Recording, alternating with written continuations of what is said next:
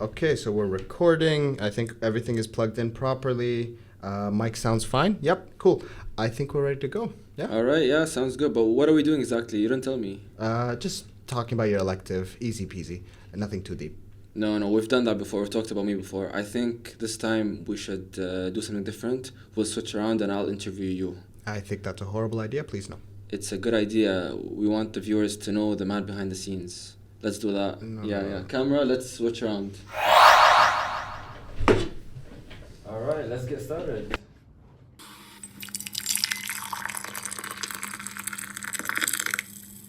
That's the sound of the coffee pouring. Welcome to the Doctor's Brew. Today we have turned the tables around, and I'm your host, Dr. Bassam Almulla, and our guest today is Dr. Abdulaziz Alkhayyat. This is weird. This is weird, right? I feel very strange being on this side. I'm more sympathetic to my guest now. You feel the pressure. 100%, yes. I feel nothing right now. I'm relaxed. I feel so comfortable. No. I see why you like doing this a lot. Okay, fair. Okay, so I guess it's kind of evening out the tables now that I'm on this side. Yes. Huh? Okay. So, the point of this episode is to get to know the man behind the scenes, the man who started all of this, and you got me to interview you. Are you excited? I'm very excited. Okay, You're very fun on camera, so I think it's gonna be a good time. All right, tell us a little bit about yourself. Whew, all right. Who's Aziz? Who are you? Right. Okay. So I'm Dr. Abdulaziz Alkhayyat, and you can call me Aziz. So I went to university with you in Manchester, the University of Manchester, med school. I went to 2016, did foundation year, went to uni, and then graduated. What was it? 2022. Yep, 2022, and been working in Kuwait ever since. I am also the host of the Doctor's Brew, usually. 99% of the time. I have a special interest in mental health, and that's why hopefully the current tracks is I'm aiming to specialize in psychiatry. Outside of medicine, some of my pursuits include podcasting and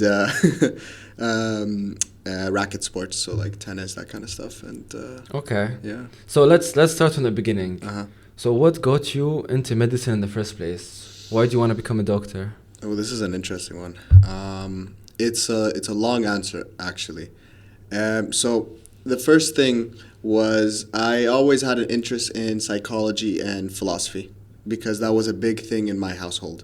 My dad studied organizational behavior, and he often, he introduced me to people like Carl Jung. I learned about Freud, different philosophers, and it all impacted me to thinking about like kind of the psychological and philosophical aspects of life. I remember my dad would famously say, "أبعادك الميتافيزيقية شلونهم?" Wait, what? Yeah. That's how he used to say hi to me. So there was a big impact in our house on the psychological and the philosophical sides of life. So that was always my interest. So I know this sounds like I'm not talking about medicine. Don't worry, I'm getting there. So I got into like looking into psychology, things like that. I did courses in high school. I went and did a summer university course in psychology at USC, which is my parents' alma mater, actually. Alma mater. I'm not sure how you pronounce that word. Anyways, So I did a summer course in psychology there, and I was kind of set in my mind. I was thinking, right, I'm going to go and study in the States something psychology related, maybe do some philosophy classes here and there and whatnot. Anyways, but then my dad kind of sat me down and he said, okay, consider this. You want to go into a career in psychology. Great, awesome. You are in a unique position in that as a Kuwaiti with you have a very strong academic score. You kind of have your pick to be going to medical school, and you can go to medical school, be a doctor, and then move into psychiatry. And then in the realm of psychiatry, you're not going to close the door on psychology. Of course, they're not the exact same. I'm not trying to dismiss what psychologists do. But you have the avenue to further pursue psychology. Like you can do a fellowship, for example, in psychotherapy as a psychiatrist. So you're not going to close any doors. You're going to open a few others for yourself. So he says, make use out of this opportunity for yourself. And I thought about it, and I thought, okay, that sounds like a really cool idea, actually. And that's how I got into medicine. It sounds like your dad set the trap for you to fall into medicine. I mean, kind of. Yeah, a little bit. Are you regretting it already or not yet? No regrets, to be honest. I think the word isn't regret. There is definitely more things that I am aware of now that I feel like, not that I wish I knew before going in, because I feel like you kind of do need to go in a bit blind into medicine, but my perspective has changed, you know? In what way? Well, I mean, first of all, I definitely think that we over-glorify being a doctor. And I don't mean that as in the specialty and the career isn't good. I mean it more in the sense that we over-glorify to a lot of youth I've seen. So like I know a lot of people who have said, oh, if I, they're going for medicine and they're thinking, oh, if I don't make it in medicine, that's it, that's my life over. And I don't think that's fair. Every career choice you take, any line you go down is equal, you know? And I don't think that medicine is inherently better. I think medicine is just like any other career. It's what you make it out to be. And I think that's a healthy way of looking at it, because not every doctor necessarily wants to be the one that's getting 1,000% on every test and is specializing in the top research hospital. I mean, that's all great, you know, but it doesn't mean that has to be for everyone. There is a mediocrity. It's definitely not for everyone, yeah. Yeah. So, I mean, that's one thing that's definitely changed for me with medicine. That's definitely number one. Number two, I would say, fixing the mic there. Number two, I would say that I never realized how different the career path is to everybody else. So, for example, I was chatting with someone who wants to go into medicine. She's post-grad, I believe. And she was asking me about, my thoughts on medicine, things like that. And I said that with medicine, for a long time, you're going to be giving up a certain degree of career freedom, that I didn't factor in before. So, like, I was chatting with her and actually some of my friends, and they were telling me, oh, I am getting a job in a tech company, for example. I'm like, wasn't your degree philosophy? They're like, yeah, I'm working in this industry because of that. And so what it made me realize was how in medicine, you're very fixed. You graduate, you go work at a hospital, then you do that, then you do that. Eventually, you have more space, but definitely it's a more rigid kind of fixed lifestyle, which is something I didn't factor in before. I wouldn't say it's a good or bad thing, but it's just something I never factored in. Yeah. I mean, at the end of the day, whatever you're doing, the most important thing, in my opinion, is that you're happy while you're doing it. It doesn't matter. Money doesn't matter. Position doesn't matter. I think I'd rather be in a job doing something I'm happy doing that I love, even if it's getting paid less, rather than being in a more better paying job, but I'm miserable. Yeah, I mean, I definitely agree. But I do think there is one side in medicine which is, sorry, I don't mean to be playing host here again, but do you ever feel like... It comes naturally to you, right? Right? You just want to ask questions. Yeah, exactly.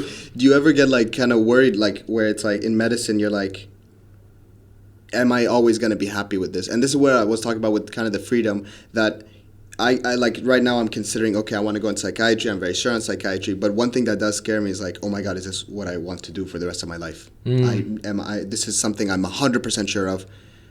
And, that you have to predict that, versus other jobs where you go. The problem is with that as well is like, you make this prediction and then you go into it. And then but unfortunately, if you realize like, oh, this isn't for me, you have to start again. You have to go backwards, and medicine's already time consuming. Like you have to go follow this specific ladder up. Yeah. So every single time you like decide to take a step back, you feel like this is me wasting years of my life doing things that I didn't know I wanted to do. Yeah, exactly. That's what I mean. Like, I've thought about it. Like, what if I go into my specialty And then 10 years after, or not even 10 years, let's say I finished my specialty, my training and whatever, and then I just go, oh, this wasn't for me. Yeah. Imagine. And it's like you're halfway, you're like 35, and you're like, okay, what am I doing with my life? And then that's when the midlife crisis hits. Exactly. That's what I mean. Mm-hmm. But yeah, that's, I even forgot what was the question we were asking. But yeah. It's okay. I'm not hosting. This is weird. I'm the host. I'm the control. You are the captain now. Yes, exactly. So, next question that I wanted to ask. Wait, so why did you choose psychiatry though? Because it's very intense. Like, I feel I wouldn't be able to handle it because I feel like I'm too emotionally weak. I wouldn't be able to like handle all the stories and like sad things that come out of especially like psychiatry when you're talking to patients. So do you feel like you're strong enough mentally and emotionally to handle psychiatry? I think the word isn't strength. I think it's a type of strength is the better term. Because for me, the reason why I want to go into psychiatry is that I've always valued, I don't want to say I value mental health more than physical health. And I know as a future orthopod, you're angry. Yeah, you're like, you're testing the limits right here. But I've always had a strong emphasis on mental health, like I told you, my upbringing and whatnot. And I've always had this thing of you can be completely physically healthy, everything is working tip-top shape. But in the end, if you're not mentally, if your mental health is being affected, that's literally every day is life or death. Like we know that in psychiatry, we do risk assessments for suicide all the time. Yeah. Every single patient, that's how we have to risk assess them, And so if you think about it, a suicidal patient is a high-risk patient pretty much at all times. Every day is a life or death situation, Yeah. So that's number one, because for me that's my perspective. So in that way, that's how I like seeing patients. And then the next thing that kind of affirmed things for me was, funny enough, this is a bit of a gushy. Sorry, I get weird talking about it, but emotional story. It's okay. That's what psychiatry is about. Yep, yeah. True. Let's do it. It's with my dad. So when my dad was diagnosed with cancer, and he eventually, sadly, last summer, 2022, passed away. In that time during his cancer, when he was fighting with cancer, the one thing that stood to me was the mental strength and resilience that he had towards it. And in many ways, this is something I'm certain of, if it wasn't for that resilience that he had, I don't think that he would have survived even as long as he did. He was stage 4. He had cancer for 2 years, There was certain, I don't want to bore you with all the details right now, but there were so many circumstances, situations we were in where what stood out was his mental health. And that's something that I want to learn from, and that's something that helped him combat a life-threatening disease. So in that way, again, that reaffirmed to me the value of mental health in patients. And so now I'm doing my elective in psychiatry, and it's just profound to see that the benefit that some of these patients are getting when they're being treated for their psychiatric diagnoses. Yeah, it could be life-changing. On the spot. I'm telling you, I saw a patient come in 1 week. He comes in, he's not speaking. He is dragging himself. Broke my heart. Young man, 1 week of treatment, he came in laughing. He came in and he said, "Doctors, thank you so much. I was not in a good place." He was like, "Ana كنت حيل تعبان." And for me, that was so amazing to see somebody who literally had their life kind of handed back to them. It was great. Yeah, I think we've come a long way in understanding the body and learning about medicine, but I feel like the brain is still a very big mystery. Like we've had a lot of progress, but I feel like there's so much more in the brain that we still don't understand, and a lot of it is about mental health. Like I heard the story once there about this patient who had like terminal cancer, and it was like stage 4 was spread all over his body. And speaking about your dad's mental resilience, that reminded me of the story. gave this patient, like this patient had such a strong will to live, and he didn't want to give up, even though so many doctors told him like, that's it, you only have a couple of months to live, you're gonna die. So they did this like experiment on him, and they gave him this drug. They said this drug would help cure his cancer, but it was just placebo. It was nothing. Oh, really? Placebo? It was nothing. It was just placebo. Okay. But they put the idea in his head that this revolutionary drug is going to help your terminal stage 4 cancer that spread all over his body. And what happened was within few weeks, the entire cancer was gone. Really? The entire cancer. I forgot what cancer it was. But you can look this up, like it's a very famous story. That's insane. And all of that came just from the idea that he is taking something that's going to help him, and his mind somehow transformed that to cure him. So I feel like there's like our brain is a mystery that we still don't know so much about, and how powerful it is. 100%. Like with my dad, he at one point entered. He was in he had leptomeningeal metastases, and he was in a semi-coma, if not, he was entering soon into a coma. We were told he's about to slip into a coma, and he was refusing. He's like, no, I'm fine. And we tried a new drug that had only theoretical, backing evidence, and then he came out.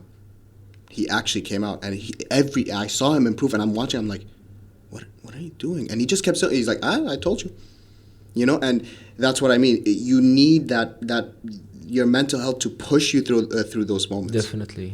You can definitely, if you have a strong mental health, it can definitely carry you through so many things that you weren't like. There's also lots of research when they like take patients who have similar conditions, and there are different attitudes towards mental health, and the patients who had a resilient strong brain, they got better faster. So it's amazing. There's lots of stuff to. That's why psychiatry is good. It's interesting. You should. I definitely will not. I cannot handle it. And you think it's the strength side? I'm gonna stick to the bones. Bones get broken. That's my niche right there. I definitely respect it, because I see what you do with the bones and whatever. I'm like, how? No, why? I can say the same thing about you, but that's what's good about medicine. Yes. There's something for everyone. Yes. Because so many different personalities come in, and the only common factor is that they all want to help other people. Yeah. And but that's it. Everything else is different. So many different personalities. So you need to find something that matches for everyone. Yeah, I definitely agree. And you definitely have personality traits that stick to specific specialties. Like I don't know.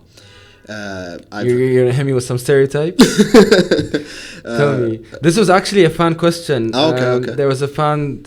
You're a fan, actually. They're not my fans. They're your fans. But they asked this question. They said, what are certain stereotypes that surround specific specialties? Like, who are the jocks and who are the nerds?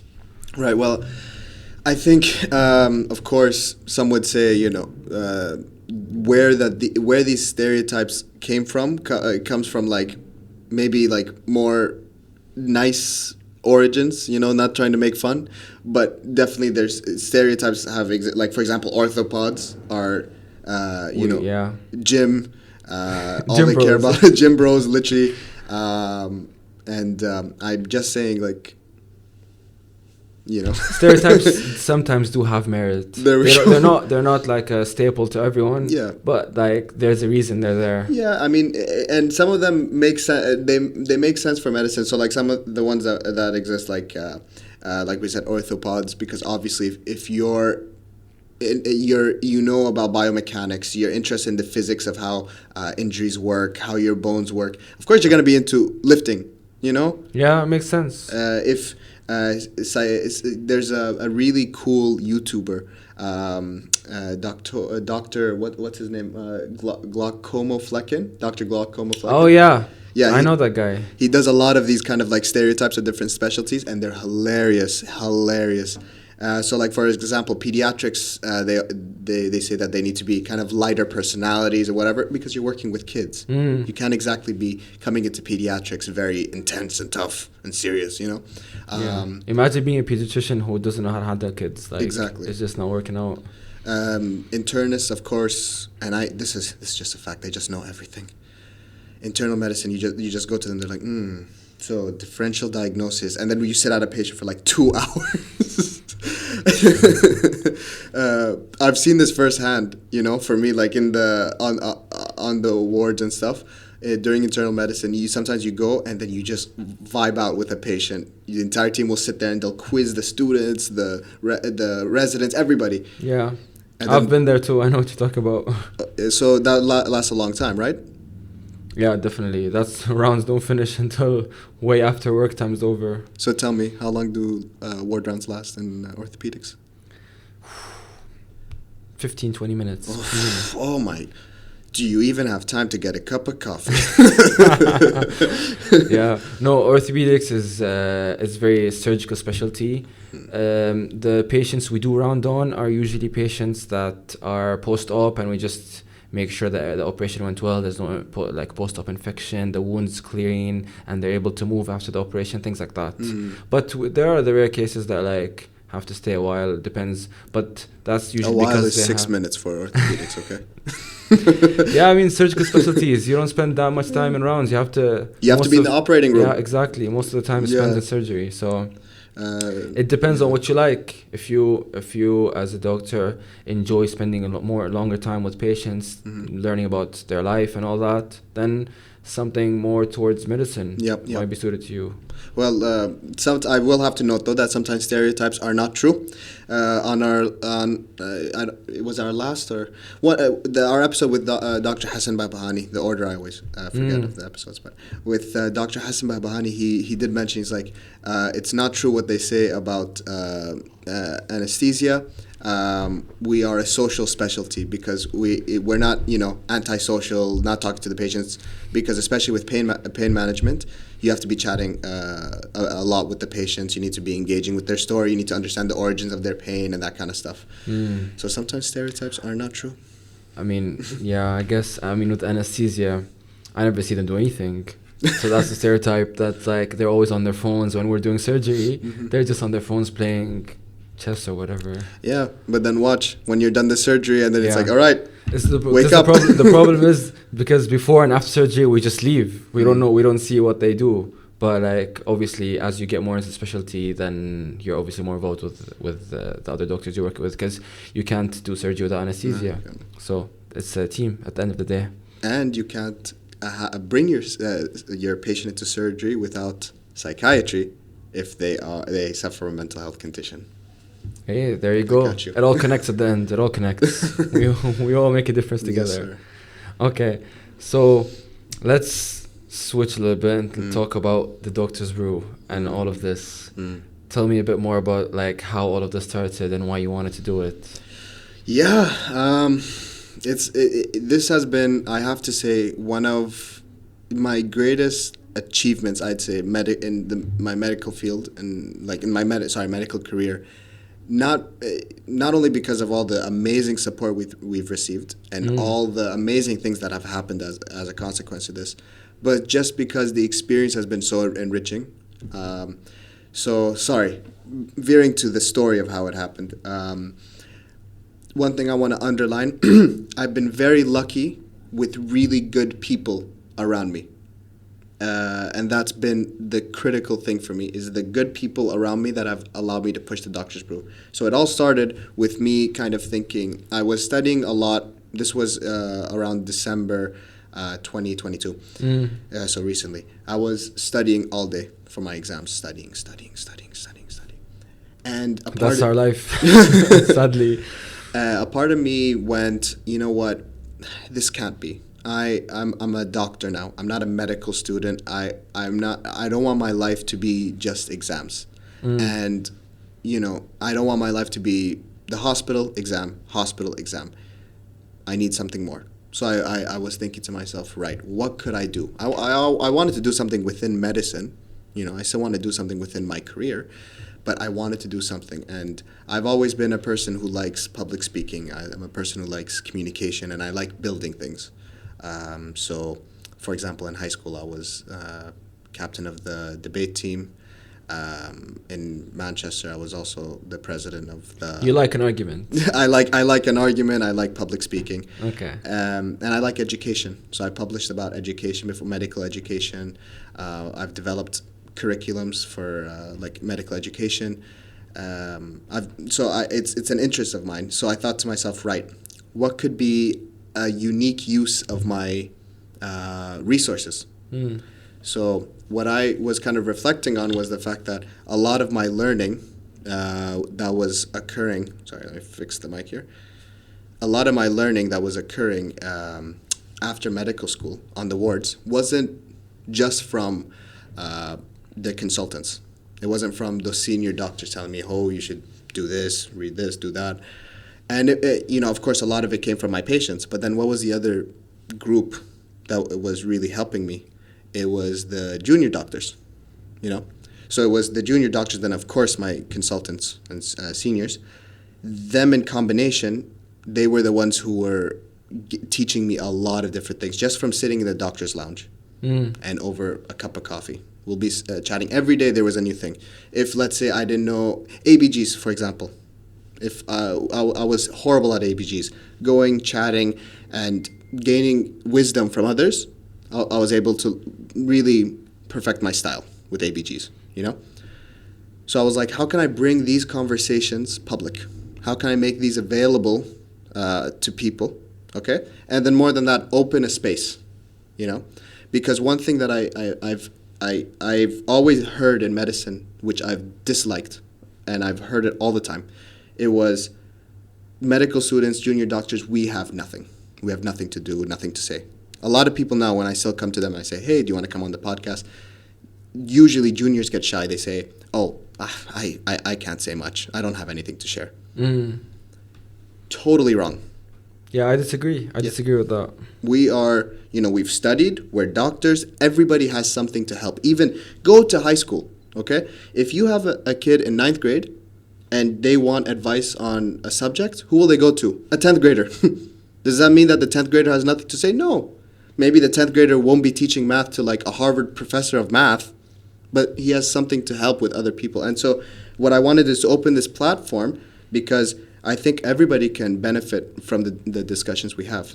So by bringing these kind of discussions out into the open, I was hoping to really serve medical students, young doctors, older doctors who are interested as well, and even members of the public who are just interested in what goes on in the hospital. And the reason why we centered it on coffee is because I really love coffee. You have a weird obsession with coffee. Like, what is this? You need to explain that. Well, okay, so it's a valid reason. Just say you're addicted. Yes, I am addicted, but that's besides the point. No, I definitely coffee addiction, but it's because it's a facilitator. If you look back, I can promise you, some of the best conversations you've had in your life have always been over a cup of coffee. Even if you're not drinking, where is it at a cafe? We did a poll on the Doctor's Brew and we asked, where do the majority of people study in Kuwait, our fans and followers, where do most of them study? Most of them said cafes. So that coffee is ingrained to communication. It's ingrained to discussing things and opening up conversations, And not to mention, I have a deep love of coffee. No, I think it's a great thing. You combined something you like to do, which is to discuss things, bring people together, and over a cup of coffee. And you use that to combine it with medicine, which is your job. So you've brought your passion and your career, and you brought them together, which is, I think, an ideal recipe for success. Thank you. And I agree. When you combine those two things, you're really, for me, it doesn't feel like work. It's fun. Yeah, that's the most important thing. That's what I said. If you're doing something you love, then you're gonna keep doing it, and you're gonna do really well at it. Compared to something that you don't like, but you're just forcing because it's your job and you're just getting paid. Exactly. That's why you should always follow your passion. And that's why I also wanted to do something outside of the hospital and outside of studying. Yeah, even though it's tough. It's not easy time management wise, but it gives me a certain energy I need to do the other stuff. I think it's really important for all individuals in the medical profession. They need to have something outside of work. Absolutely. Because you can easily get sucked in, easily fall in the trap of just my whole entire life is medicine. All I do is work, and then I'm too tired to do anything else, and then I wake up the next day and just go to work, and it just repeats. And then at the end of the day, like you wake up one day, you're 8 years old. What have I done? I've just been a doctor. Okay, so what? There are millions of other doctors. Yeah. What else have you done with your life? Exactly. You've helped patients. Yeah. So has everyone else. Yeah. What else did you do? Like, did you live happy? Yes. Were you happy at the end? That's what And matters. look at the statistics. The statistics don't lie. Most doctors are not happy. Most doctors are not happy. So what do? Do we quit? No, we find a way around it. Yes. So, and that takes effort. It's not easy, as you said. It's time management, but you have to find a way. but can I also say, and going back to this, it also is the people around you. And so I've been very lucky. When I thought of this idea, my producer Yusuf Abu Ghazala, he literally, when I told him this idea, he went, right, you need to do this. He said those words. I think this is critical to your success. And when I saw someone look at me and give me that vision, that belief in me, that was monumental. That was step one. Then is, okay, I need to build a brand around this. How am I going to conceive this, the colors, all this? That's not my field. So then our head of branding and design, Sabrina Rodriguez, she just goes, here's a logo. Follow this color scheme. You should do this. For the, coffee, follow these types of partnerships. For contents, here's what you can do for real. That gets the ball rolling. Then, did I tell you about the story of the first episode? No, tell me. I don't know if this we might have mentioned this briefly before. Episode 1 was the biggest disaster to ever happen. It was so embarrassingly bad. I was so ready to quit. So the mics didn't work. We did a whole episode and the camera shut off in the middle twice. Nothing was working. Okay? We were scammed for a lot of our equipment. Then our guest was nice enough to say, no, I believe in you. I'll come back tomorrow. I believe in this podcast. I'll come back tomorrow. We'll record again. When they came back, the mics didn't work that were brand new. We had to go out and buy them again and then come back and record. Post in editing, the sounds were off. There was echoes. There were this. We had to remix everything, and everything was completely off. Everything went so wrong. But again, I was so ready to be like, right, I guess this isn't for me. But because someone went, no, I believe in this, it made the biggest difference. So I don't want to just say that you need to find a way and it's 100% on you. I'd say that there's a decent, like, if you surround yourself with good people, like I've been so fortunate to do, they're the ones who are also going to push you in the ways that you can't think of. Because the ways that people have pushed me for this podcast were not the ways that I knew. Yeah. And then, of course, people like you. Sorry, let me get back to this. Okay, tell me. We love you. Because thank you. We love you too. when you have good friends that you're like, hey, come on this podcast. Come share some stories. Be vulnerable with me. And they say, you know what? I got you, bro. Again, surround yourself with good people. It's going to push you forward. I think that's a very, very important point because the path to success, it's not a path you go alone. A lot of it is you doing the most of the work, but you're never going to get there if you don't get some help along the way. Absolutely. So the most important thing is, as you said, surround yourself with people that are pushing you forward. Yep. Not people, because a lot of like you'd be shocked the amount of friends you have, but these friends actually they're friends, but when you're trying to do something, they're like either shutting you down or saying like you can't do that, you're not gonna make it, you can't do this. It's always excuses. Yeah. A lot of people today, the young generation, they're all about excuses. They don't want to work hard enough to do anything. Like 2 generations ago, that didn't exist. Everyone was grinding, everyone was working hard. But now, because we're more relaxed, we're more chill in society, everything's like provided for us. So no one wants to do anything. Well, you always have to put in the work. Yeah, You will never 100%. get any of the results, and one thing to accept is that you might fail. That's fine. And that's okay, because that's the first step towards success as well. You're not gonna like shoot to the top of the mountain immediately. You're gonna fall, and you're not gonna fall once, twice. You're gonna fall so many times. And you know, It's that's a rocky pushing me road through up my there. exams right now, is that I'm saying to myself, okay, I might fail. You know what we sound like? We sound like David Goggins with this motivational stuff. Just run. I was listening to him the other day. Yeah, I'm not gonna lie. Listen, he's spitting facts. All he's saying makes sense. Yeah. But he's too real for a lot of people. He's way too real. I'll tell you, the one thing with him is that he's just too. He's I intense. believe in a softer approach personally. Come on, psychiatry, man. A lot of people that doesn't work with them. Yeah, I mean, listen, I personally believe in a softer approach. I'm one of those people. Like, I'd rather someone like him scream at me to realize, like, what am I doing in my life? He's right. Let me do this or that, you know? And you know what? Whatever works for someone. Whatever gets you out of the bed, gets you moving, gets you going, go for it. Exactly. Yeah. That's definitely, you're right. Facts. All right. So, we've talked about Doctor's Brew and how it's centered around coffee. ما عندي سؤال. We're gonna cut this part. No, we're keeping this all in. See, so everyone appreciates the difficult nature of being the host. It is difficult, I'm not gonna lie. It's easier when someone asks you a Right? question Yeah. and you just answer the question and then he's ready with another question. I don't have a question for you now. No, I do have a question. I actually have a question that came to my mind. It's a little bit about psychiatry. What do you think about psychiatry, our mental health, the way people view mental health here in Kuwait? Like, I've seen, like, let's take this 10 years ago, 10, 15 years ago. I feel like mental health had a very taboo view in Kuwait or in the Middle East or in the Arab world in general.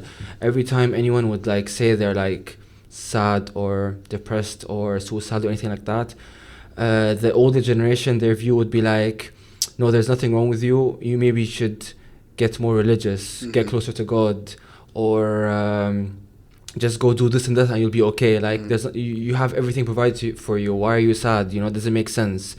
And I think this is starting to change a little bit over the last few years, but it's still, like, I feel like overall considered a little bit still more taboo. So what do you think about that?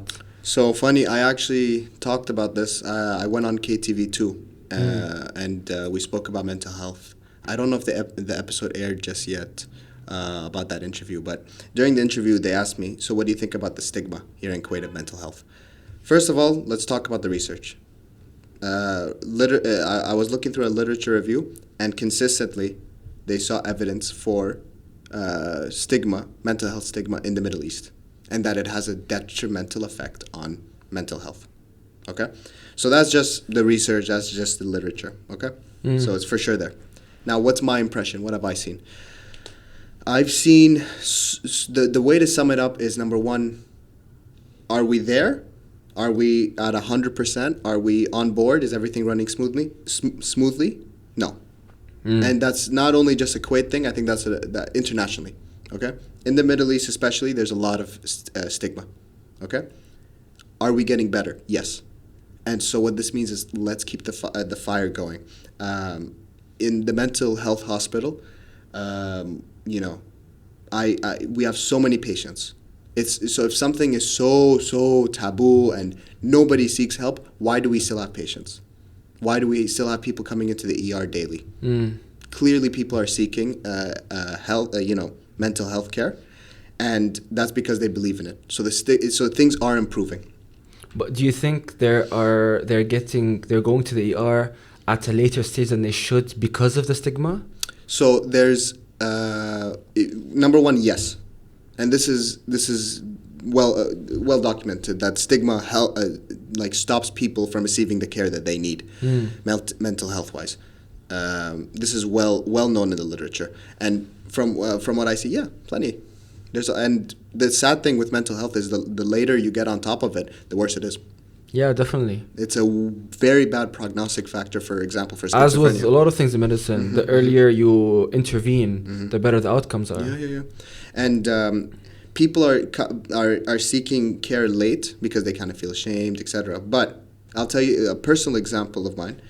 I forgot who I was talking to somebody, and talking about the system of files in Kuwait, mental health, like having a mental health file in the. Yeah, a lot of people are scared to go to the Yes. hospital because they don't want to have a file. Yes. Because it apparently for them it closes doors.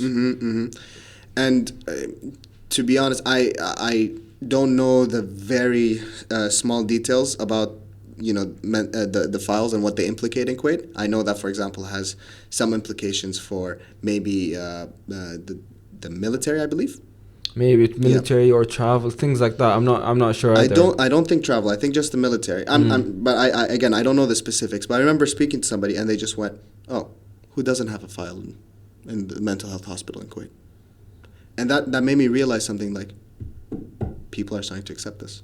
People are starting to get that, okay, they have a file. What does that mean? Aren't we all human beings? And that, one thing I want to point out is, and I had a chat with some psychiatrists about this. What about doctors? I've seen a lot of people think that doctors should be above mental health. Yeah, but we're humans too. We're humans and we're high risk. We are definitely high risk. Have you seen the suicide rates? They're horrifying. They're scary. And I mean, like, it's crazy to me. And this is kind of going back to your first question about, like, what has your thoughts been changing in medicine, whatever. One thing is, like, look at the satisfaction rates and the mental health rates in this career. If I was in high school and I looked at how much the burnout is, and not just saying, oh, it must take a toll. They always say the toll that medicine takes on you is going to be someone dying in front of you. And that takes a huge toll. Now that's maybe 10%. What about all the other stuff? What about someone dying in front of you when you're up all night and you're sitting there, you're half awake, a person's life is in your hand, and you know when your head gets foggy from lack of sleep, and then the person dies in front of you. The toll that takes, and that happening consistently, that's the toll that medicine takes. And so I feel if I went back in high school and I looked at those statistics and I looked at kind of the satisfaction rates, I definitely have a different impression. I wouldn't think of medicine as just this, everything is perfect. It's not perfect. It's an amazing career. You help people, and I love it. But it's not perfect by any means. Definitely. Yeah. I think when we're younger, we don't take these things into account. We just think, medicine, it's going to be, it's going to be a high-paying job, it's going to be prestigious. But we don't think about the toll it takes on mental health. 100%. And that's the whole other side to this, is that you're helping people, but then it's also a job. So then you have to balance the job side of things. The financial aspect of medicine, it exists, and depending on where you work, it has different implications. So, like, if you work in the U.S., for example, like the insurance system in the U.S., it's not socialized. So that has a whole other implication in medicine. There's so many different sides and aspects to medicine that, I'm gonna say something controversial. Okay.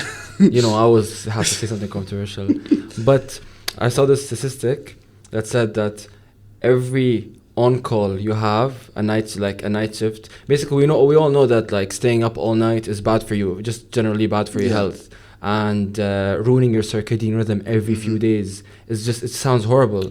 So I saw this statistic that says, like, every on-call you have takes away like 2 weeks of your life because you keep ruining your biological homeostasis, circadian rhythm and all that. That's worse than smoking a cigarette. If you smoke a cigarette, the number is, I think, 1 week, or if one cigarette, that's like a few days or 1 week out of your life. So it's better to smoke a cigarette than to be a doctor. What do you think about that? I'm not going to lie, you kind of blew my mind, because, of course, this is a simplified comparison. Yeah, it's very, obviously. But it puts something into perspective. It definitely puts into perspective what we're doing. And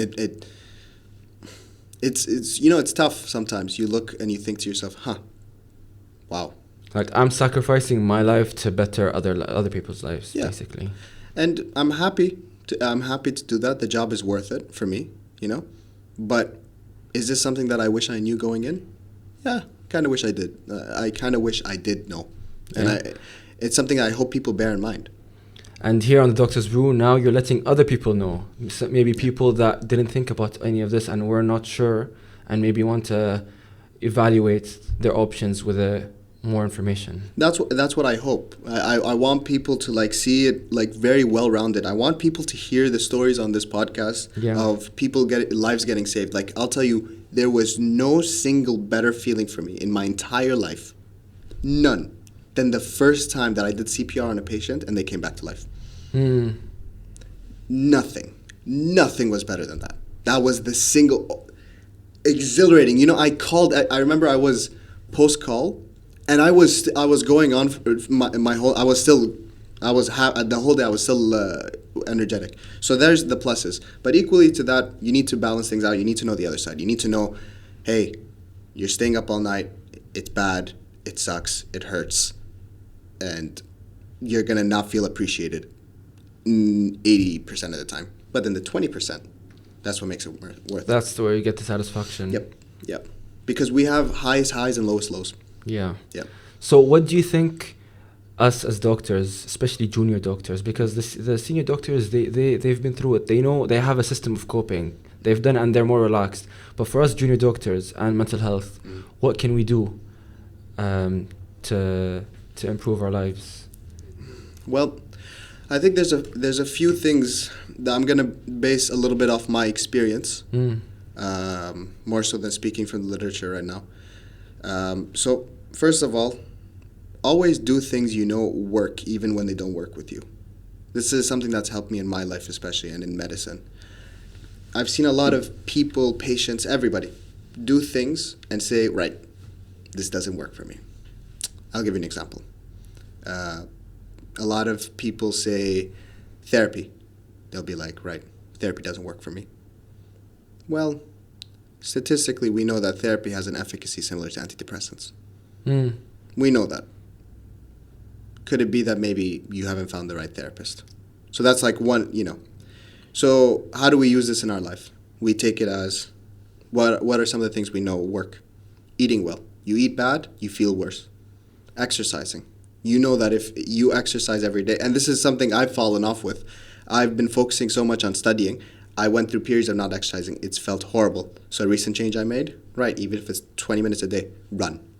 Go out, run. And instant improvements in my mental health. Socializing. You know that if you lock yourself in and you're away from people, you're not going to socialize as well. Next, you have learning. Always be learning.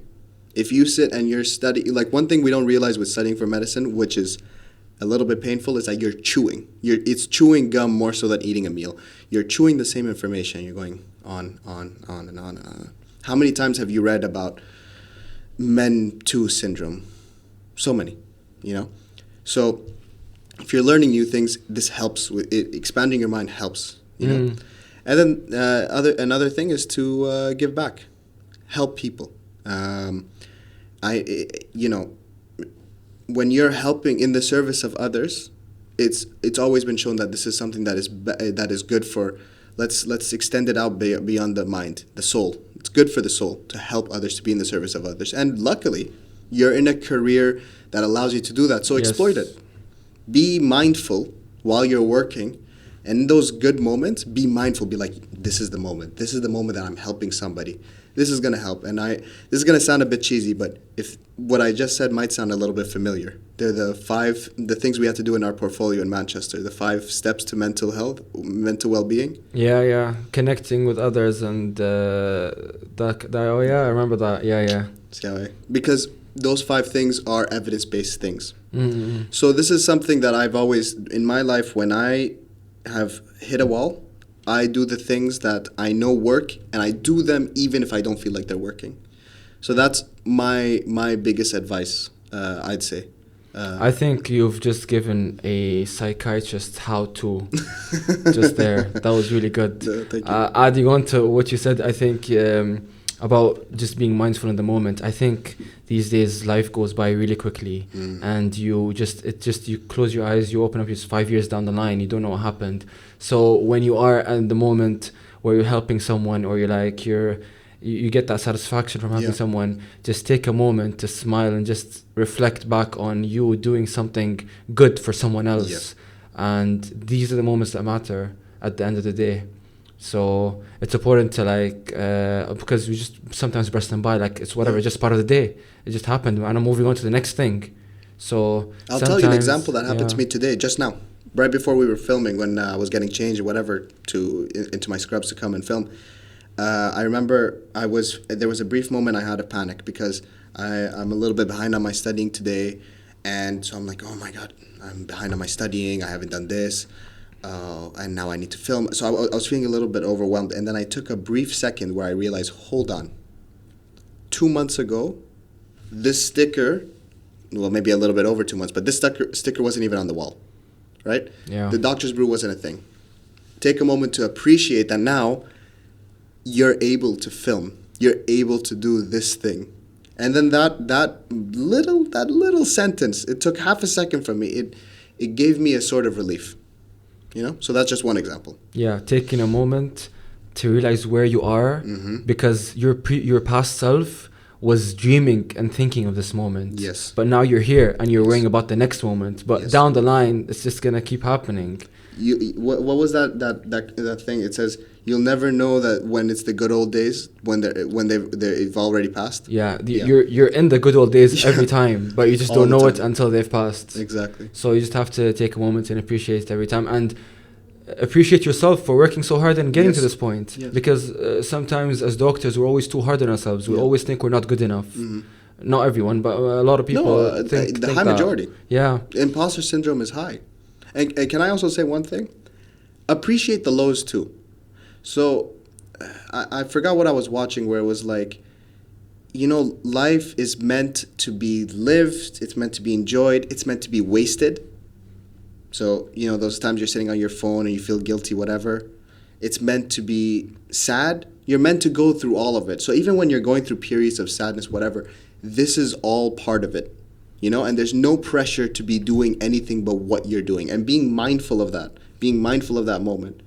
Even the ability to be sad. You know, that's one thing that sometimes we don't appreciate is it's a good thing to be sad. I think it definitely is a necessary thing. Mm-hmm. You need to be sad, because if you're not sad, then you won't know when you're happy. Absolutely not, yeah. Because if Yin and yang. you were sad in the past, Mhm. and then you're happy now, you're like, oh yeah, look at the difference. I was sad in the past and now I'm happy, and then you will get sad again. It just it's a part of human nature. You know, even there's been like suggestions that depression or a mental health crisis is a moment where your body and your mind is checking in on you and saying, hey, something's not ticking right up. Time to go in and check on that. How is that working? How are my patterns of thought not helping? What am I holding on to? And get to know yourself better. And what does that again, does that lead you to medication? Does that lead you to therapy? Does that lead you to wherever? That's a whole different discussion. But sometimes being sad, having those crises is a chance. It's a little alarm for you to come and check in on yourself. Yeah. Yeah. This is getting very philosophical, isn't it? You didn't think this was No, the road we were I going to did go not. down on. Neither did I. But this is very deep stuff we're talking about. Yeah. But hey, that's just part of the Doctor's Brew, I right? like it. Yeah, That's I why love it. you did this, for Yeah. people to have these open, honest conversations that sometimes, especially here in our world, people are less prone to being vulnerable about this. Yeah, and there's nothing wrong with being vulnerable. And again, what did we have it over? Coffee. There we go. Not much at this time, but actually, you know, we just to have a little chat. We didn't talk about the coffee. You didn't tell me, how did you like your coffee? This was nice coffee. Listen, Yeah. I'm not a guy that drinks coffee. Yeah. My caffeine source comes from pre-workout 90% of the time. I promise. There's two bottles right there in my bag. Because if I have coffee and pre-workout, it's just too much caffeine. I'm just not gonna sleep. I told you the one time I had it by accident for like a week. The only time Yeah. I ever took pre-workouts because nobody told me there was caffeine. Yeah, and also let's be honest, coffee, like the caffeine in coffee doesn't do anything for me, because the caffeine dose in pre-workout is like I mean, five you times must be higher. immune, yeah. This is like what, one cup of coffee has like what, 80, 90, 100 milligrams. And what's pre-workout? The one I take has 600 milligrams. So that's like what, 6 of these Oh. in one shot immediately. Oh no. Yeah, so this is nothing. This is chill. But the taste is nice. I like this. I don't know what even is this. So this is Earth Roastery. To let you guys know, we had someone come in and brew for us the coffee. It was awesome. Coming in from Earth Roastery again.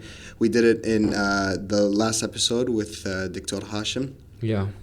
Someone came in from Earth and made also for you made V60. I'm having actually some matcha because You know, I don't know what matcha is. so matcha is basically like Is that weird? That I it's don't pure know it? green tea. No, it's fine. It's new. It's coming in into the mainstream slowly. You know. Okay.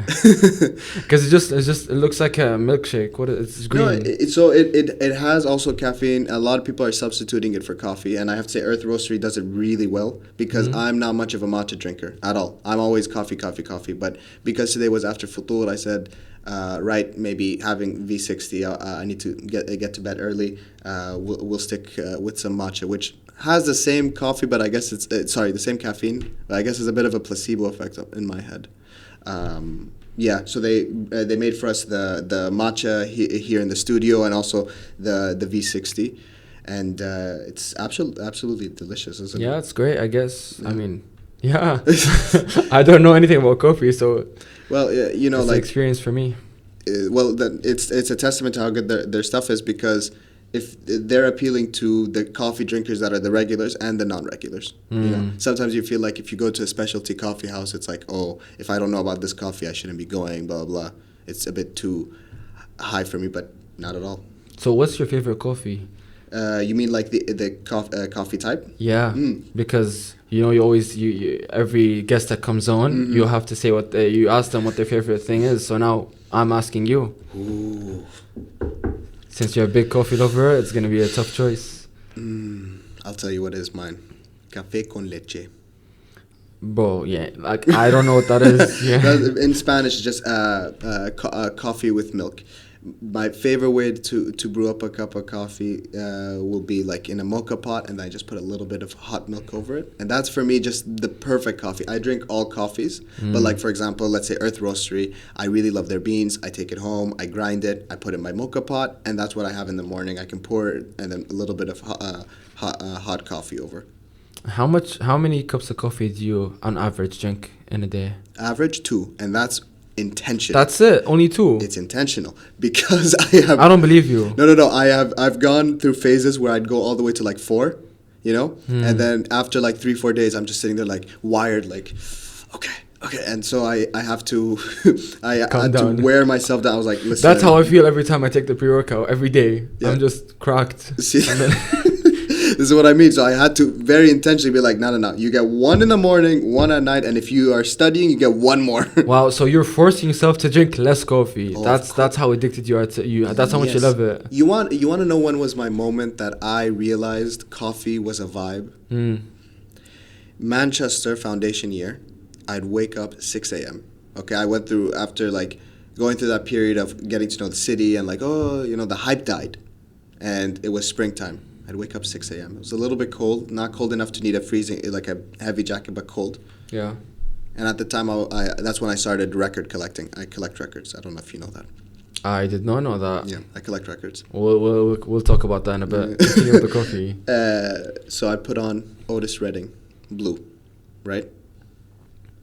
What? Wait, who? Otis Redding, Blue. I don't know who that is, but I believe he's blues. I think that's the you know what vibes you give? You give old man vibes. I mean, yes, I know that. Yeah. No, and you know, for me, that's a good thing because I'm loving my 20s, and then when I hit my old man times, you're just gonna do the same thing. Yeah, I'm just exactly. I'm not. Just repeat. Exactly. Okay. So I'd wake up 6 a.m. I put Otis Blue, and then I sit there and I'd the night before I'd make my cup of coffee. Okay. Because I wasn't in the mood to make it in the morning. I'm still sleepy. Put it in the microwave, heat it up. Then I sit there with my cup. Still remember it was a cup that I bought from Wilco, if you remember the store in the UK.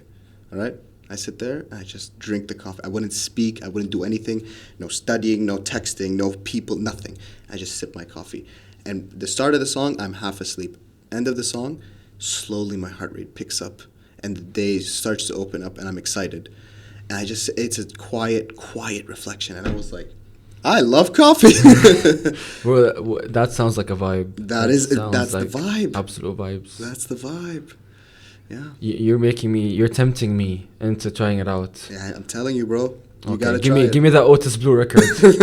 you have a recorder thingy as well. Yeah, is it an actual like CD? Yeah. And you have the recorder thingy. Yeah. These things exist still. Yes. Wow. And they're making a resurgence. You know, a lot of artists now they're getting sold out and whatever from vinyl. That's crazy. Vinyl records. Yeah. That's crazy. Yeah. Awesome. Okay. So I think That's it. that's been a great episode. What do you think? I think it was a 20 out of 10.